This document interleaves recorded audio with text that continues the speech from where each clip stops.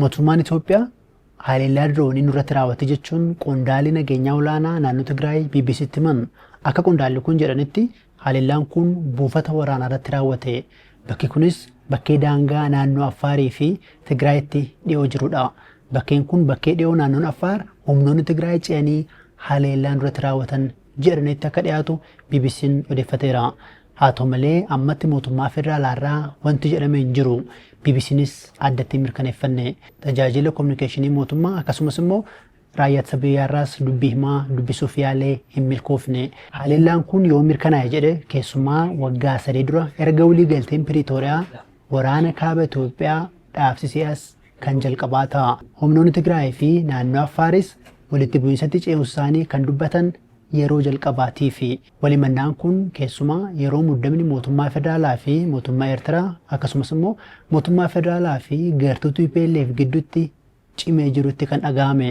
Haa ta'u malee haleellaa diroonii jedhame kanarratti haga ammaa maal beekna? Walhimannaan gama kaaba biyyattiitti dhaga'amaa jiruun walitti bu'iinsatti akka hin ceene sodaatameera. Akka qondaalli nageenyaa Tigraay BBC'n dubbisee fi maqaa isaanii dhokfachuu fedhan jedhanitti haleellaan diroonii raawwate jedhan namaa fi qabeenya miidhaa xiqqoo qofa geessise. Bakki haleellaa raawwate jedhame kunis Milkaa akka jedhamu daangaa Affaaritti dhiyoo akka ta'ee fi haleellaan kunis buufata waraanaa irratti akka qiyyaafatee dubbatanii.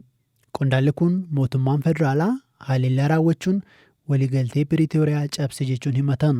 Mootummaan Itoophiyaa fi TPLF tokko sakaaniin waliigaltee cabseera jechuun walimataa turaniiru. Osoo kun kanaan jiruuti gabaasni walitti bu'iinsaa fi haleellaa kan dhagahame. Tibbana ajajaan olaanaa raayyaa ittisa biyya Itoophiyaa Fiild Maarshaal Biraanuu Juulaa TPLF qocollaa taasisee ture waraana eegaluuf gahaa ture garuu nagaaf dursa kennine. Haa ta'u malee hunduu daangaa qaba jechuun qofaa keenya waraana hambisuu hin dandeenyu jechuun akeekkachiisanii turan. Gartuu TPLF gantummaan himatanis hanga hin buqqaanetti Itoophiyaan nagaan argattu jechuunis dubbataniiru.